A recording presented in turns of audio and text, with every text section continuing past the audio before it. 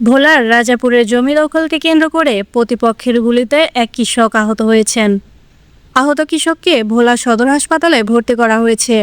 গুলিবিদ্ধ কৃষকের নাম মোহাম্মদ সুমন সর্দার। তিনি ভোলা জেলার রাজাপুর ইউনিয়নের ৩ নং ওয়ার্ডের জনতা বাজার এলাকার বাসিন্দা। রবিবার সকালে রাজাপুরের বিচ্ছিন্ন ভোলার চর এলাকায় এই ঘটনা ঘটে। আহত কৃষক ও স্থানীয়রা জানান, তারা দীর্ঘদিন ধরে ভোলার চরে জমি চাষাবাদ করে আসছেন এবং বর্গা দিয়ে থাকেন। চলতি বছরও তারা ওই জমি তরমুজ চাষিদের কাছে বর্গা দেন। তবে সম্প্রতি মিন্টু খাঁ, নাহিল খাঁ, মোহাম্মদ একরাম ও মোহাম্মদ সেলিম নামের কয়েকজন ওই জমির দাবি করে তরমুজ চাষিদের কাছে টাকা দাবি করেন। এতে কৃষকরা বাধা দিলে বিরোধের সৃষ্টি হয়। এই ঘটনায় গতকাল বিষয়টি পুলিশকে জানানো হলে পুলিশ ঘটনাস্থলে যায়। এতে ক্ষিপ্ত হয়ে প্রতিপক্ষরা আজ সকালে মাঠে গরু চড়াতে যাওয়া সুমন সহ কয়েকজন কৃষককে গুলি ছোড়ে।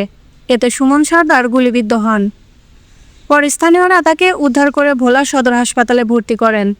এ বিষয়ে পুলিশ জানিয়েছে, খবর পেয়ে হাসপাতালে পুলিশ পাঠানো হয়েছে। আমরা শুনছি যে একজন ছড়াগুলিতে পিঠে নাকি ছড়াগুলি লাগছে, এরকম শুনছি। শোনার পর আমরা পুলিশ পাঠিয়েছি, দেখে আসছে সে আহত আছে, তাকে হসপিটালে ভর্তি রাখা হয়েছে।